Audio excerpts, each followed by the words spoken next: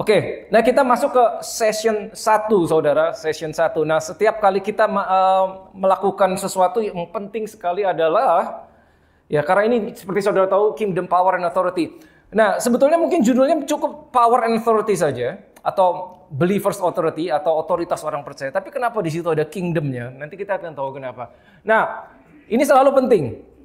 Selalu penting, saudara. Pada saat kita melakukan sesuatu itu, mengapa kita melakukan sesuatu sangat penting. Jadi, kalau saudara yang ada di sini pada saat summer lalu yang pertama, jadi ini sebetulnya berhubungan, berkaitan materinya. Karena yang pertama waktu itu kita belajar tentang spiritual warfare. Ya, spiritual warfare ini masih berkaitan, ya, tentang spiritual warfare. Jadi bagi saudara yang belum melihat atau belum mendengar, ya silahkan nanti saudara bisa cek di channel YouTube kami untuk yang materi spiritual warfare. Now, sekali lagi, selalu penting yang berurusan dengan mengapa, karena di balik itu kita harus tahu mengapa kita melakukan ini. Ya, ini penting sekali. Jadi begini saudara, mengapa kita melakukan seperti ini? Seminar ini sebetulnya adalah equipping, tapi bukan cuma equipping saudara datang dan mendengar sesuatu and then that's it, enggak. Lebih jauh itu. Selalu kita punya goal adalah equipping generation. Apakah generation kita sendiri, apakah generation next to us yang sesudah kita. Tapi ternyata juga tidak berhenti di situ. Lebih jauh goalnya adalah saudara keluar dari tempat ini, saudara bisa retail, saudara bisa merepreach, saudara bisa menyatakan, menyampaikan kepada orang lain. Apa yang baru saja saudara dapatkan. Ya tentu saja karena materinya banyak, mungkin satu kali putar belum bisa ingat semua. Jadi seperti saudara tahu yang namanya belajar sesuatu itu selalu ada unsur repetition, pengulangan. Nah, akan menjadi penting sekali pada saat kita bisa menyampaikan, entah saudara sampaikan kepada grup saudara atau kepada family saudara atau dimanapun saudara berada. Karena di sini banyak yang ketua sel group ya. So this is very very important. Ya. Lalu, ya, yang ketiga ini penting sekali. It's a fight back, counter strike, counter attack. Nah, seperti saya dulu bilang, ada ini hubungannya dengan spiritual warfare.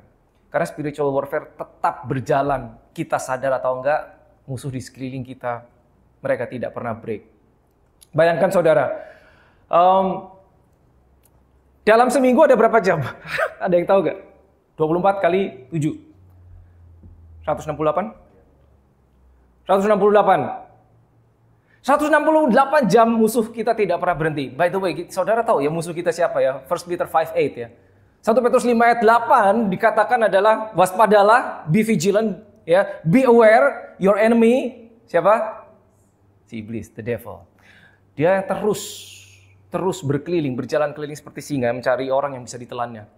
Lalu kita menyatakan demikian, dikasih tahu musuhnya siapa. Kalau musuh itu aktif 168 jam dan kita berada di dalam firman Tuhan cuman less than 1 hour, kira-kira bagaimana kita mau mengalahkan dia? Nah, how can we fight full-time enemy kalau kita part-time? Kurang lebih seperti itu, bahkan casual. Nah, ini yang terjadi. Masalahnya kita nggak nyadar. Ya, nanti kita akan belajar lebih jauh. Ya, dan yang terakhir adalah to raise spiritual leaders. Spiritual leaders itu adalah orang-orang yang modern day teachers, modern day apostles, modern day prophets. Ya, that's you. Itu saudara. Ya, mungkin beberapa dari saudara belum nyadar bahwa posisi saudara bisa sampai ke situ. Ya. Meskipun saudara di marketplace, saudara bisa berposisi sebagai apostles, sebagai prophets, sebagai teachers. Ya. Seperti itu. Ya, sekali lagi, yang capable of handling the ministry of Christ. Nah, ini penting sekali. Ya, jadi kita tahu mengapa kita lakukan seperti ini. Ya. Sedikit intro, putaran pertama memang banyak sekali waktu itu yang hadir, ya, 2 kali lipatnya ini, lebih dari 2 kalinya. Tapi begini, this is what happened. Kalau saudara menyadari, saudara tahu, saudara pernah belajar yang namanya spiritual warfare, saudara tahu musuh tadi yang disebut ya, 1 Petrus 5 ayat 8, musuh kita dikatakan di Alkitab adalah si iblis, devil, itu bukan maha tahu. Mereka tidak maha tahu, jadi mereka harus belajar dari sesuatu, dari kita juga. Mereka mengamati terus. Jadi setiap kali kita melakukan sesuatu untuk yang pertama kali, selalu biasanya lebih mudah, tanda kutip lebih mudah itu lebih smooth. Tapi begitu mau kita ulang, dia mulai aware musuh kita. Nangkap apa maksudnya saudara? Sehingga dia mulai aktif. Beberapa orang jangan sampai datang. Ya. Kira-kira seminggu sebelum hari ini, saya berdoa bahwa I secure in the spirit. Secure itu maksudnya setiap orang yang ditetapkan untuk datang mendengar, itu akan tetap muncul. Tapi apa yang terjadi? Satu orang berguguran. Satu dan lain hal berguguran. Jadi begini, saudara yang hari ini berhasil sampai di tempat ini, berarti saudara lolos. Saudara berhasil mengalahkan musuh. At least di satu tahap. Now this is real. Ini sungguh saudara. Ya.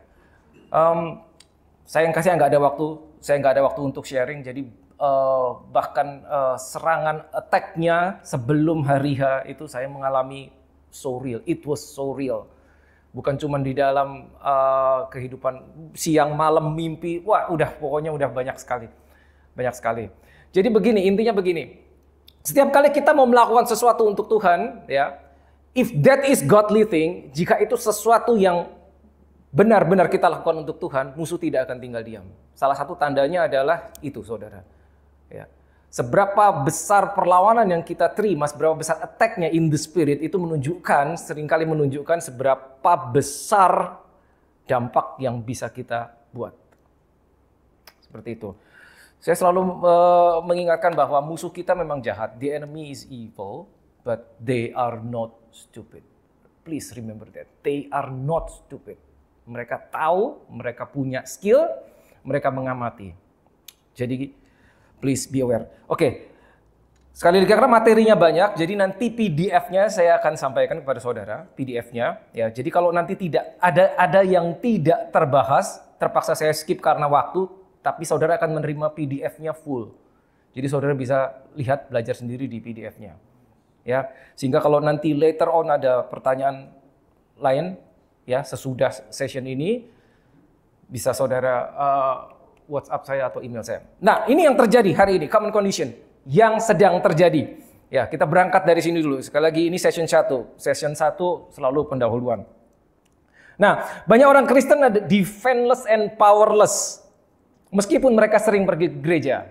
Defenseless and powerless itu hanya terjadi, hanya bisa kelihatan orang itu powerless atau defenseless pada saat ada serangan. Kalau tidak ada serangan, maka orang yang defenseless atau powerless nggak kelihatan, nggak ada bedanya. Nangkap maksudnya ya? Tapi begitu under attack, itu akan terlihat bedanya. Mana orang yang punya kemampuan defense, mana yang tidak, baru kelihatan. Pada saat everything is good, segala sesuatu terlihat baik, nggak ada bedanya. Nah, ini yang sering terjadi. Dan yang kedua ini juga penting sekali.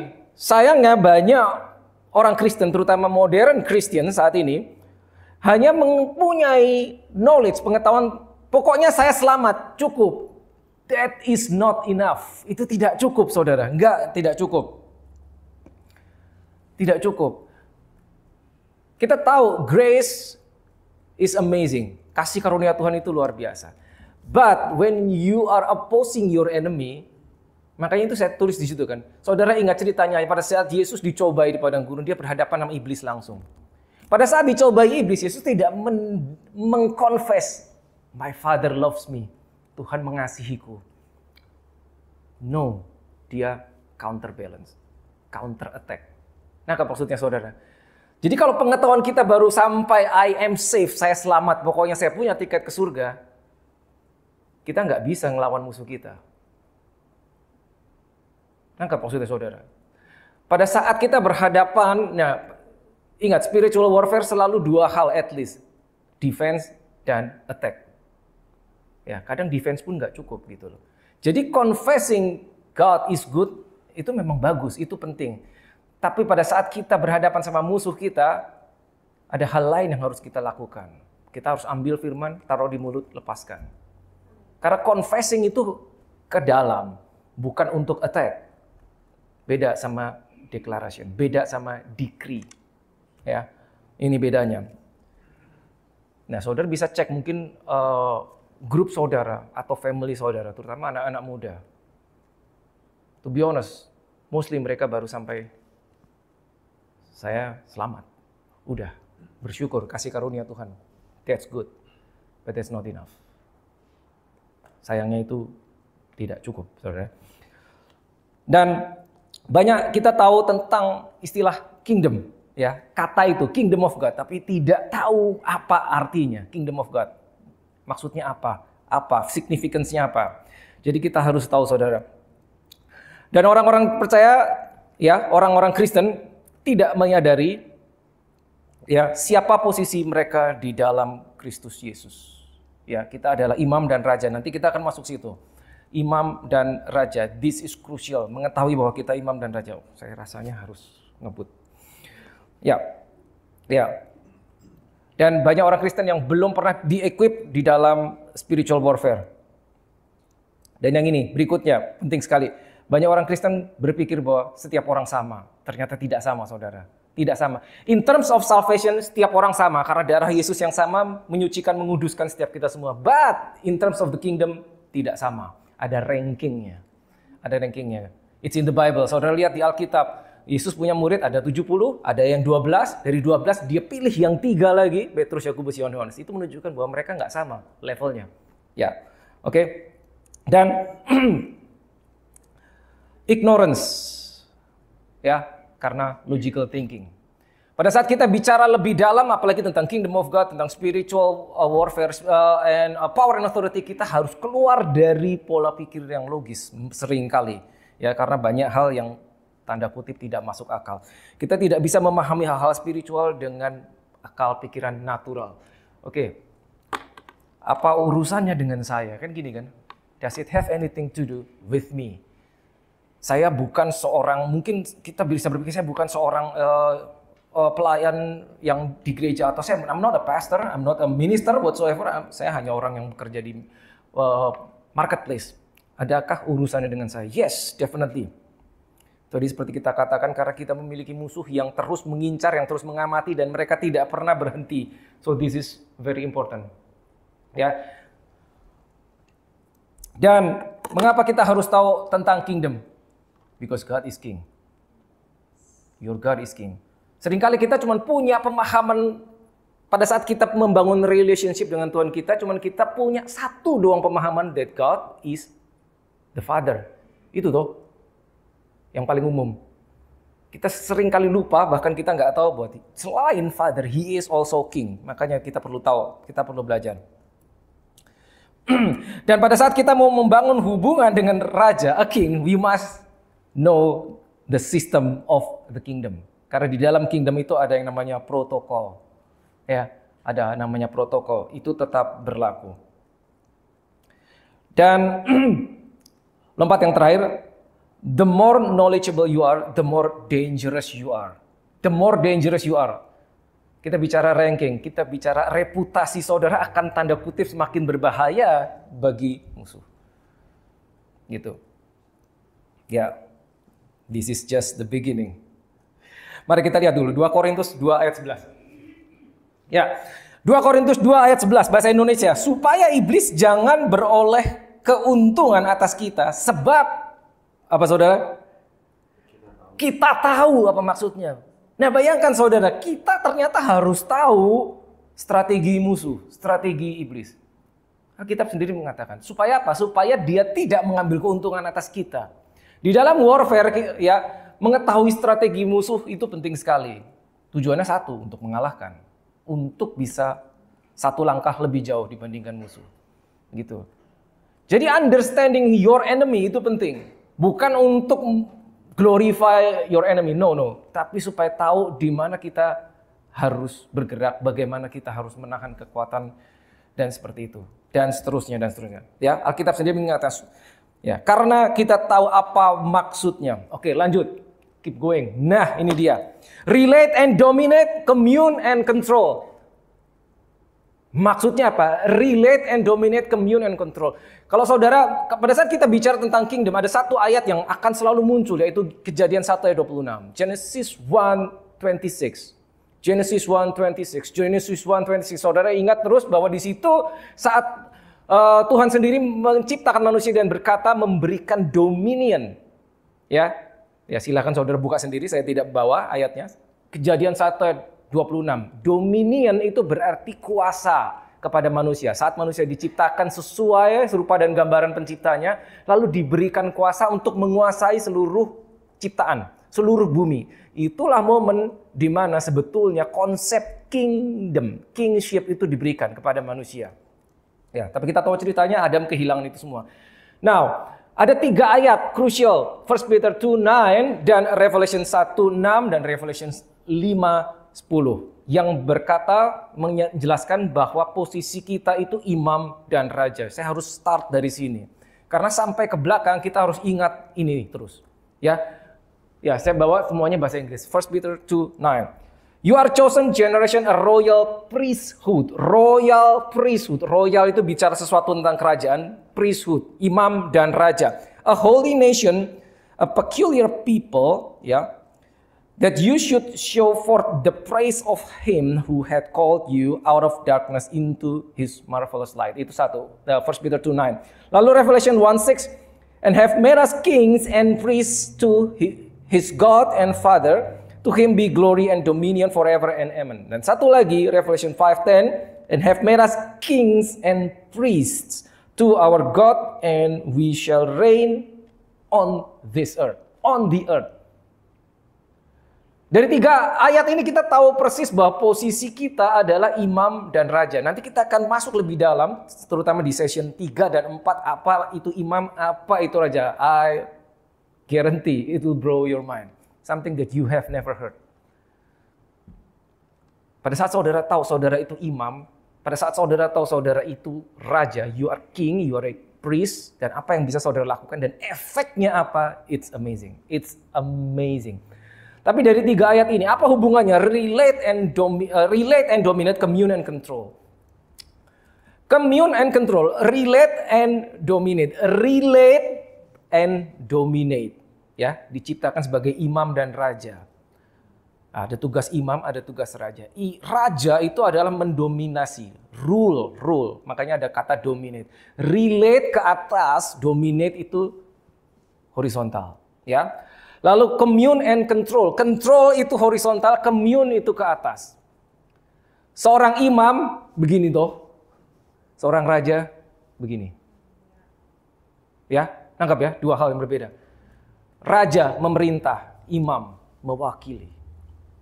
Makanya itu penting sekali. Relate and dominate, commune and control. Nah, kita masuk lebih dalam sekarang. Karakteristik of a kingdom. Kenapa kita perlu tahu kingdom? Ya.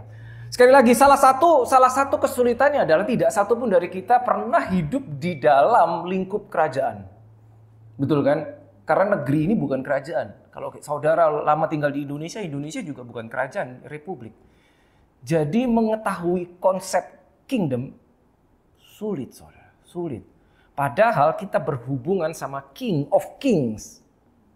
Pada saat Yesus datang di Yerusalem 2000 tahun yang lalu, ya, mungkin orang-orang juga tidak paham 100% apa maksudnya. Dan Yesus itu mengajar selalu tentang kingdom. Topik ajarannya Yesus cuma satu, kingdom and always kingdom. Nah, ini saya harus cepat di sini, ya. Karakteristik of a kingdom, ya.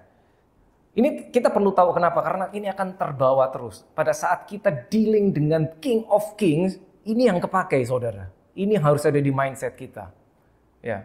Ini yang harus ada di mindset kita. Ya. Nah, ini kingdom scripture. Yes, kingdom scripture ini cuman saya nggak akan go through. Terlalu banyak. Ini cuman untuk menunjukkan kepada saudara betapa banyaknya ayat yang berbicara tentang kingdom, dan ini Yesus mengajarkan kingdom terus. Dari dia start ministry sampai dia mati di salib, bangkit lagi, dia masih ngomong tentang kingdom. Satu topik, one single topic. Nah, silakan go through sendiri. Saya tidak akan masuk ke sini. Saya akan lompat ke sini. Characteristic of a kingdom. Banyak hal yang kita perlu tahu. Nah, kingdom is government over a territory, ya. Adalah bentuk pemerintahan. Nah, kuasa dan otoritas, seperti kita tahu, power dan authority adalah key ingredients dari sebuah kingdom.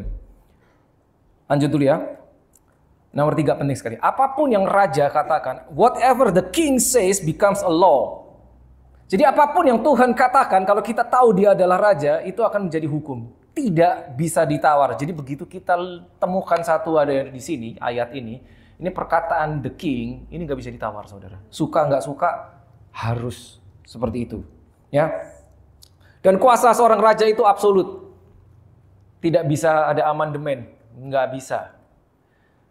Negara kita Indonesia, begitu presidennya tidak disukai, bisa bikin amandemen kan, diganti bisa tuh, bikin sidang istimewa, ganti presiden.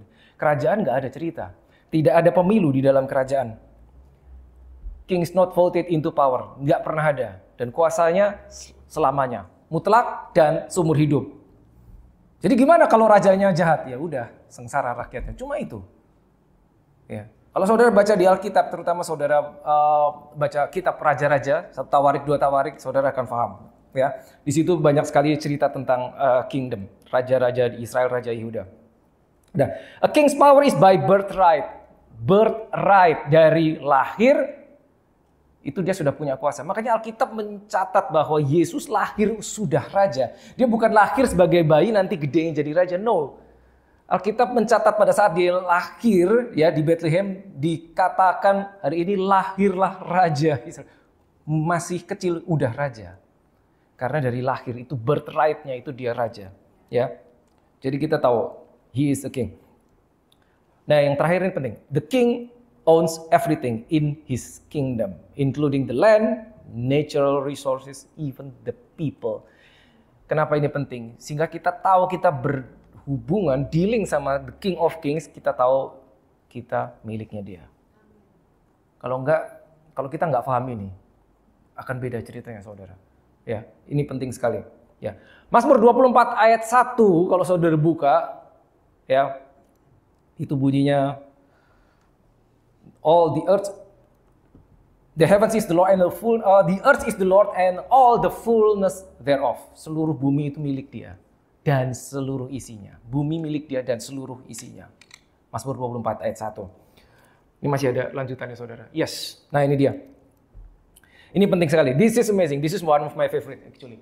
A king can give favor to anyone as he wishes and it becomes a personal law to that person.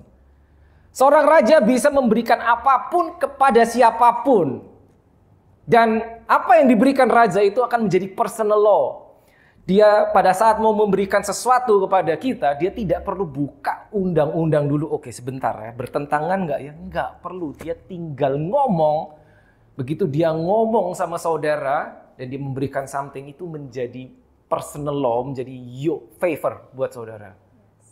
Saudara ingat ceritanya pada saat Abraham, ya, saudara tahu Abraham dipanggil ya. Abraham dipanggil, disuruh naik ke atas bukit dan suruh lihat, pandanglah ke utara, ke selatan, timur, barat. Semua sejauh mata memandang itu ku berikan kepadamu. Wait, itu tanah itu ada yang punya, itu ada penduduknya. Lah kok bisa-bisanya Tuhan bilang sama Abraham, itu aku berikan kepadamu turun-temurun.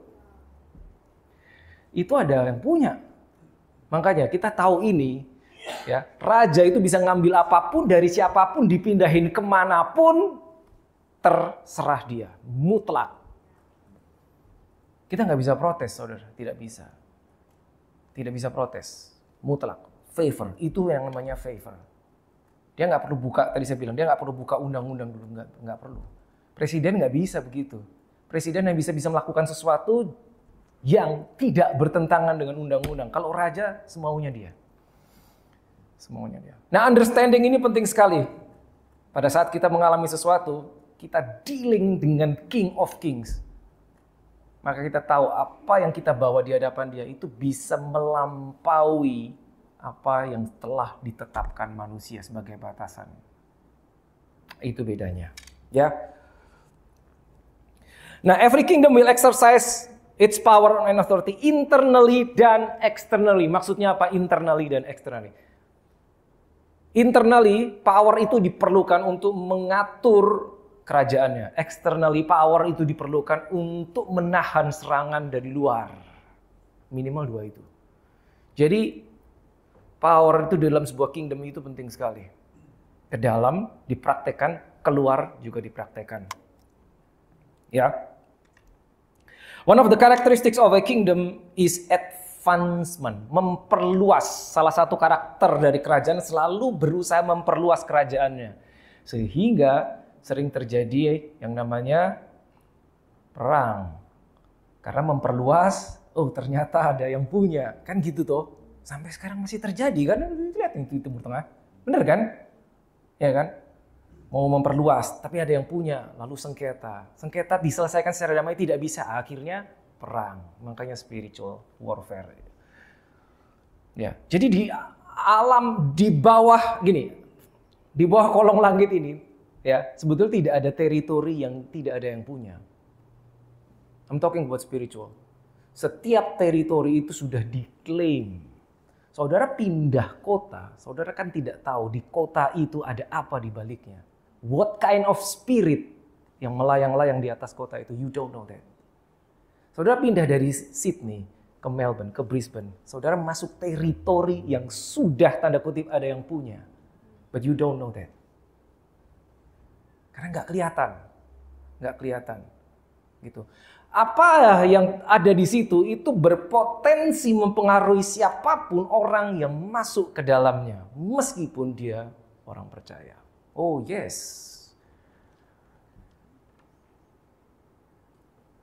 Itu penting sekali. Jadi understanding, ini konsep ya, ini konsep. Pada saat kita bicara tentang kingdom itu salah satu yang sangat sulit adalah mindset kita tuh kayak nggak sampai. Sekali lagi, karena kita tidak pernah berada di dalamnya. Mindset kita seperti nggak sampai, itu selalu clash dengan logical thinking kita. Apa iya, masa sih begini dan seterusnya. Semuanya nggak kelihatan. Itu yang sering menghalangi. Padahal topiknya Yesus cuman kingdom terus. Gitu loh. Padahal pada saat dia menciptakan manusia, manusia diciptakan sebagai king and priest. Tapi nggak nyampe otak kita. Gitu loh. Akibatnya banyak yang meleset dari destiny. Ya, ini penting sekali. Expansion atau advancing. When a kingdom is advancing its territory, ya, it will make the new territory to be like its original. Pada saat dia berhasil memperluas teritorinya, kita sering menyebutnya sebagai jajahan, ya toh. Jajahan itu akan dibuat persis seperti negaranya. Mungkin saudara masih ingat, tapi mungkin sudah banyak yang lupa. Indonesia kan sering dijajah beberapa negara toh. Pernah dijajah Belanda, pernah dijajah Inggris, pernah dijajah Jepang, pernah dijajah Portugis. Siapa yang masih ingat sejarah? Mungkin udah pada lupa ya. Indonesia mengalami itu, betul. Australia tanah ini jajahan Inggris toh. Ya, kalau saudara lihat Afrika, mostly negara Afrika itu jajahan Inggris. Nah, selalu negara yang menginvasi ingin mengubah daerah itu menjadi semirip mungkin. Makanya Yesus mengajarkan muridnya pada saat doa Bapa kami, jadilah kehendakmu di bumi. Nah, itu dia. Seperti that is the original country. Ini adalah expansion. Ini harus jadi sama aslinya. Yesus. It's a concept. Kingdom concept. Kingdom mindset. Ya.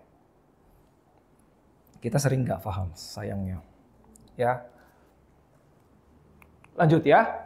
Nah, major elements of a kingdom. Nah, tentunya masih banyak lagi. Tapi paling tidak, ini adalah elemen-elemen yang penting di dalam sebuah kerajaan. Nomor satu tentunya rajanya, yang kedua imamnya. Kalau saudara buka Alkitab saudara Perjanjian Lama, selalu ada imam. Daud memerintah 40 tahun, imamnya ganti-ganti. Rajanya nggak ganti-ganti, ya, tapi imamnya ganti-ganti kan. Ya. Sekian tahun, selalu ada imam. Apa pentingnya imam? Mengapa imam itu penting dalam sebuah kerajaan? Nanti kita akan tahu. Ya, ada raja, selalu ada imam. Makanya tadi kita sudah bahas, ya. Control, relate, and dominate. Relate and dominate. Selalu ada begitu. Selalu begitu. Jadi posisi seorang imam itu krusial dalam satu kingdom. Ya. Selain itu ada the law atau constitution. Undang-undang. Ada undang-undangnya. Ini dia. Ini buku undang-undang. Pada saat kita mau beroperasi di dalam the kingdom of God, kita harus tahu undang-undang yang berlaku apa. Masuk akal sekali tuh. Ya, cuman ada kemungkinan dua. Seperti kita hidup di sini, ada undang-undang, ada rules. Ya, ada yang di area di tingkat state, ada yang di tingkat federal. Betul kan? Demikian pula ini. Undang-undang kita harus tahu. Ya. Bisa jadi pada saat kita tidak tahu, kita bisa melakukan tanda kutip pelanggaran, tapi kita tidak sadar kita sudah melanggar. Dalam arti kita sudah keluar dari rule, tapi kita nggak sadar. Hanya karena kita tidak tahu. Ya. Lalu ada teritori. Ya, tadi saya sudah sebut ya, teritori atau tanahnya. Ya. Tidak mungkin sebuah kerajaan itu ada rajanya tapi nggak ada teritorinya, ya, atau tanahnya, atau wilayahnya. Yang tadi sering terjadi pada saat mereka ingin memperluas, terjadi clash dan terjadi perang, ya, rebutan wilayah, sengketa dan seterusnya. Lalu defense force apa ini? Angkatan bersenjata. Ya, Israel punya IDF, Israel Defense Force. Di sini Royal Australian apa ya? RAAF. Apa singkatannya? Singkatannya itu apa sebutannya ya? RAAF 2A kalau nggak salah. Ya, itu army. Nah, surga, heaven sebagai sebuah kingdom juga punya defense force-nya. Makanya ada yang namanya di Alkitab pasukan malaikat. Menunjukkan bahwa malaikatnya nggak satu, banyak. Bahkan Alkitab mengatakan innumerable angels. Itu defense force-nya, pasukan malaikat. Suatu saat Yesus pada saat mau ditangkap. Ingat saudara, ceritanya Petrus mencabut pedang yang telinga orang kepotong tuh. Ingat kan? Di Taman Getsemani. Dia kan bilang, sarungkan pedangmu. Sangkamu aku tidak bisa memanggil 12 legions of angels. Sangkamu aku tidak bisa minta Bapakku untuk mengirimkan 12 pasukan malaikat. 12 legions of angels. Satu legion, 6,000. Kali 12, berapa? 72.000. Sementara satu malaikat saja bisa menghabisi 185.000 pasukan Assyrian. Saudara bisa baca di kitab Yesaya, kitab Tawarik. One single angel, powernya menghabisi 185.000. Kalau Yesus memanggil 12 legion, 76.000, bubar saudara. Nggak jadi ditangkap dia. Pasukan, defense force.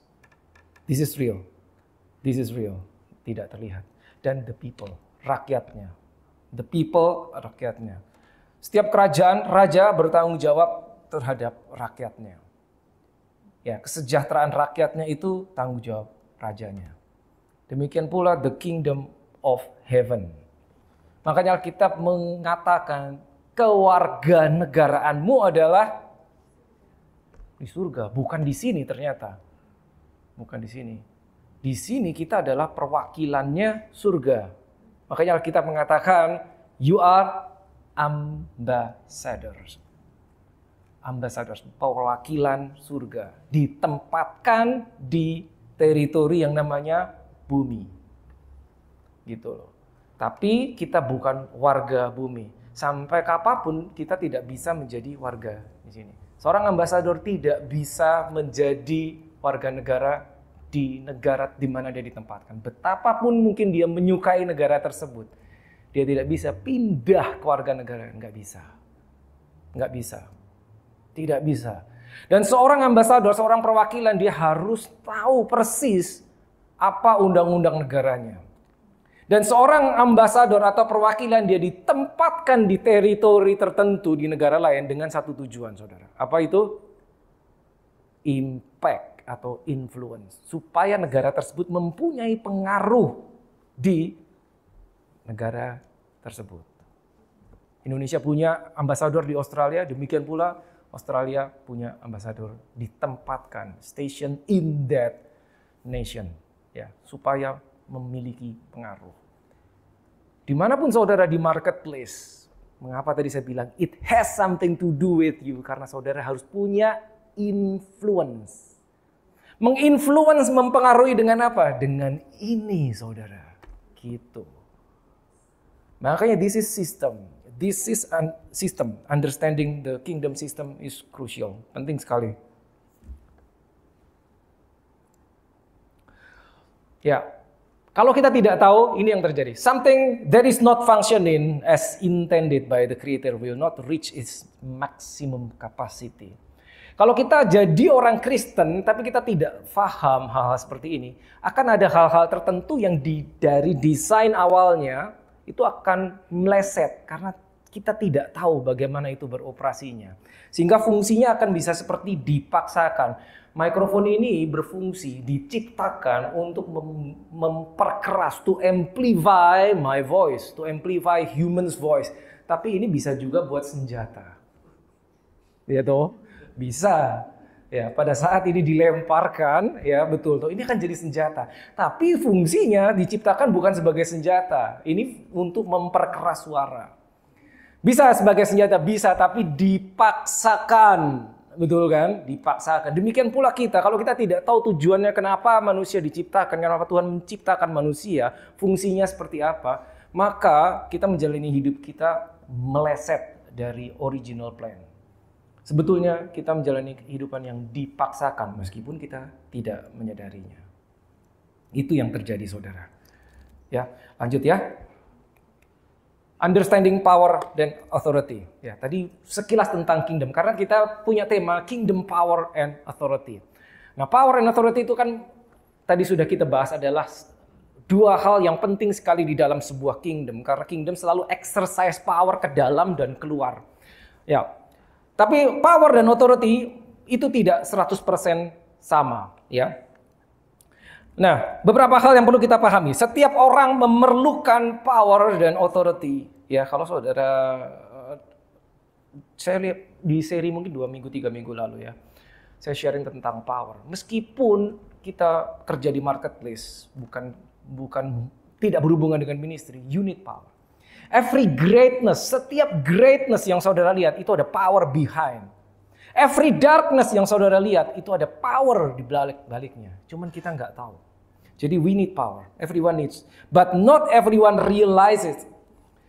Nah, setiap orang Kristen yang lahir baru itu qualified untuk beroperasi di dalam otoritas dan kuasa. Hanya tidak semua orang tahu bagaimana mengaksesnya. Kalau saudara ingat Pentakost, on the day of Pentecost, kisah 1 ayat 8 dikatakan, kau akan menerima kuasa pada saat Roh Kudus turun atasmu. Betul kan? Begitu kan? Nah, begitu Roh Kudus turun, saudara lahir baru menerima Roh Kudus, saudara dibaptis Roh Kudus turun, harusnya kuasa itu bekerja, betul kan? Harusnya. Tapi berapa banyak orang yang ternyata cannot operate the power and authority. Loh, padahal ayatnya kan bilang begitu. Engkau akan menerima kuasa dan otoritas pada saat Roh Kudus turun atasmu. Tapi pada kenyataannya banyak orang Kristen lahir baru, yes.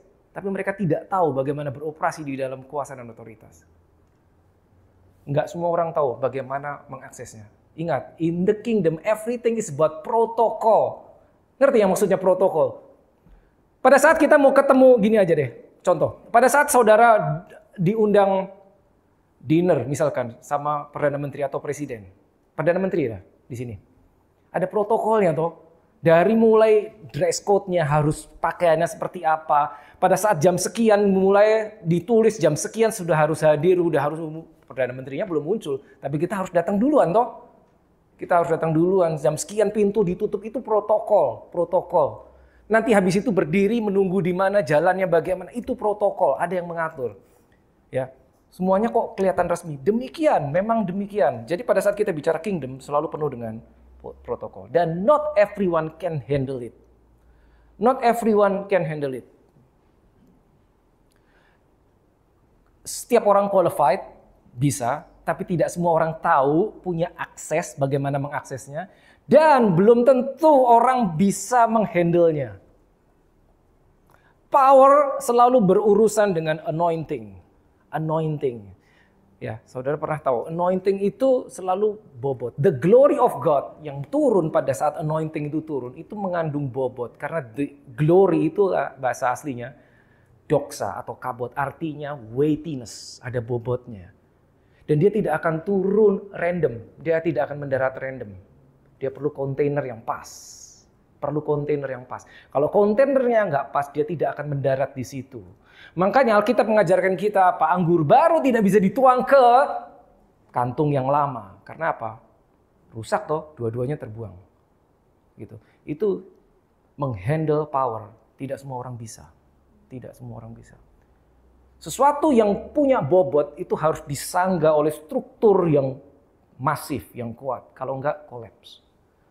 Makanya tidak semua orang bisa menghandle-nya, tidak semua orang bisa mengaksesnya. Qualified, yes, qualified. Tersedia, yes, tersedia. Tapi mengaksesnya ceritanya beda. Lanjut. The power comes from the Holy Spirit. Kita sudah tahu tadi. Kisah 1:8 dan kisah 2 ayat 4. Pada saat the day of Pentecost, kuasa diberikan, Roh Kudus turun. Ya, sekali lagi itu tidak otomatis, saudara. Tidak semua, bahkan orang lahir baru, otomatis bergerak di dalam kuasa. Tidak. Banyak yang tidak. Hanya karena tidak punya pengetahuannya. Tidak tahu caranya. Ini bisa menyebabkan frustrasi. Serius, saudara. Ya. Saya nggak tahu. Saya selalu pakai istilah begini. Kalau saudara, di rumah saudara ada gula, saudara mau bikin apa kopi, apa teh gitu ya. Saudara tuang 2 sendok, 3 sendok gula, saudara aduk diminum, tapi kok nggak manis. Something is wrong, betul kan? Ya kan? Kalau buat saya itu mengganggu sekali. Kok nggak manis? Saya udah kasih 3 sendok. Saya tambahin 4 sendok, 5 sendok. Kok tetap nggak manis? Apa salah gulanya? Mungkin, saya nggak tahu. Apa salah cara saya mengaduknya? Mungkin. Apakah gara-gara tehnya atau kopinya? Mungkin juga. Tapi there is something wrong. Pada saat harusnya kuasa itu bisa kita handle, kita bisa beroperasi dan tidak melihat, there is something wrong. Tapi yang jelas yang salah bukan Holy Spirit-nya. Mungkin dari kita ada protokolnya yang tidak akurat. Ya, itu yang harus kita tahu, saudara. Ya, tadi seperti saudara sudah tahu, ya, pada saat hari Pentakosta itu diberikan. Now, Efesus 3 ayat 20. Now, this is amazing. Ya, saya ambil bahasa Inggrisnya. Now to him who is able to do exceedingly, to him, ya, to God, who is able to do exceedingly abundantly above all that we ask or think, according to the power that works in us. Sesuai dengan kuasa yang bekerja di dalam kita. That means what? Kuasanya ada di dalam kita. Pertanyaannya, apakah kuasanya bekerja apa tidak? According to the power that works in us, bukan for us, in us. In us, di dalam kita. Masalahnya itu berfungsi apa enggak? Nah itu loh, itu berfungsi apa enggak? Dia bisa melakukan lebih dari apa yang kita doakan, dia bisa melakukan lebih dari apa yang kita minta. Sesuai dengan kuasa yang ada di dalam kita. Ya. Receiving power and walking in the power are not the same. Receiving power and walking in the power are not the same. Receiving Jesus and walk with Jesus are not the same. Receiving Holy Spirit and walk with Holy Spirit are not the same. Receiving the anointing and operate in the anointing are not the same. Beda, saudara. Beda. Pada saat kita gagal memahami, itu menyebabkan frustrasi. Seakan-akan kekristenan itu main-main. Seakan kekristenan itu keliru. Dan kita akan datang kepada Tuhan dan bertanya, Tuhan, saya sudah melakukan ini, tapi kok hasilnya tidak seperti yang engkau katakan. Siapa yang pernah mengalami? Saya pernah, saudara. Ya, saya yakin beberapa orang pernah. Ya, banyak yang pernah mengalami. Gitu loh. Gitu loh. Itu bisa menyebabkan frustrasi. Bisa menyebabkan frustasi. Makanya beberapa orang bisa meninggalkan kekristenan karena sampai satu titik mereka menganggap ini salah, ini tidak akurat. Dianggap seperti itu. Saya melakukan ini tapi kok hasilnya beda. Yang salah bukan ininya, saudara. Selalu yang salah bukan ini. Because the word of God is perfect. Selalu benar. Selalu benar. Apakah pada saat kita melakukannya itu tidak akurat, tidak sesuai dengan manual book? Mungkin itu yang menyebabkan hasilnya tidak seperti yang tertulis. Tapi pasti bukan firman yang salah. Gitu dia. Nah, kingdom, power, and authority. Nah, kita harus paham sekali lagi. Ya. Ini men-challenge mindset kita. Men-challenge mindset kita. Kalau kita mau beroperasi di dalamnya, kita harus mengubah dulu mindset kita. Karena kita akan berhadapan dengan hal-hal yang mungkin tidak logis. Atau jarang kita dengar. Jarang kita dengar. Ya. Oke, lanjut dulu. So what is power and authority?